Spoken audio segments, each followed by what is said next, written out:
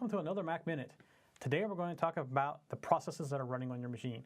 Just like in Windows, when you do Control-Delete and you look at your processes to see what is running, you can do the same thing on a Mac. However, it's just not done through Control-Delete. The Mac platform actually runs on top of a Unix kernel, so you really need to do it a little bit different way than Control-Delete. But it's really easy to get to, and it is there. In fact, it's much more information than what you get from the process monitor inside of Windows. So to get there, you just go to your applications, and if you scroll down, you're going to see a folder called Utilities. All right, here's Utilities. Inside there is Activity Monitor. So you click on Activity Monitor, and it loads up something that looks very similar. However, one of the things that you're going to notice is you actually can see your disk activity and a bunch of other stuff down here as well, including network activity, all inside this one program. So this is, if you're a Unix person, you would know this as top, or a variation of top. And you can see right here all your CPU processes, the number of threads, how much memory it's using, and these are all 64-bit apps. Here's a 32-bit app running right here.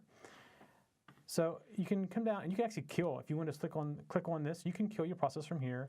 You can do some inspections on it, things like that, just to check out the process.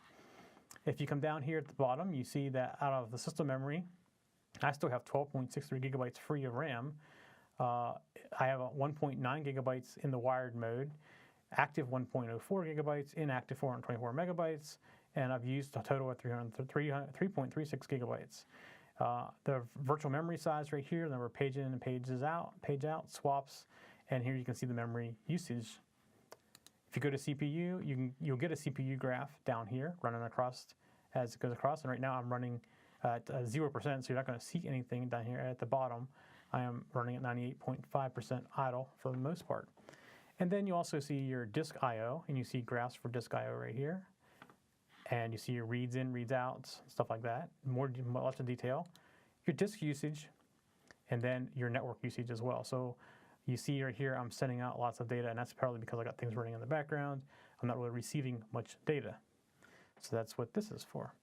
So the other thing you can do, and I like doing this, especially if I'm running some, I have an 8-core machine that I use a lot for rendering, and I want to know how it's performing. One of the things you can do at the top is you come up here to Window, and you go to Floating CPU Window, and I want to say Vertical, and you see down at this bottom right here, this right here is my CPU usage. So you see I have 8 cores in this machine, and this is the representation of what each core is and how busy it is right now. You see it's not very busy. And one of the things you would notice up there is I had some options. I can make this horizontal or vertical. I actually generally run it vertical, and where it went by default is typically where I leave it, which is right down here, because it's kind of out of the way. And that's only when I'm doing something I know is CPU intense, and I'm kind of monitoring the activity of the CPU. So there's lots of other options in here as well. You can change what columns you see, how often you update. It looks like there's even a dock icon, which I can't say that I ever really used before. I'm going to show CPU usage. And actually, you see it right here. The dock icon is going to show me my CPU usage. So I never tried that before. Something new. There's something new every day. But that's it for Activity Monitor. That's how you find what you're used to seeing in Windows when you do Control-Delete and looking at the process monitor. That's it for this week. We'll see you next week. For show notes for this show, contacts, and more, go to the techzen.tv website where you can get show notes for all of our shows. We love to hear from our viewers and listeners. We have an email, a Twitter, and a phone number where you can contact us for each show. For details, visit the techzen.tv website and get the show details. You can also make a video and upload it somewhere like YouTube or Vimeo, and then just send us a link. You never know, you may see your video in a future show. You can get all of our shows delivered automatically to your favorite device by going to your favorite podcast website like iTunes and subscribing. Each of our shows also has a YouTube channel you can subscribe to get regular updates.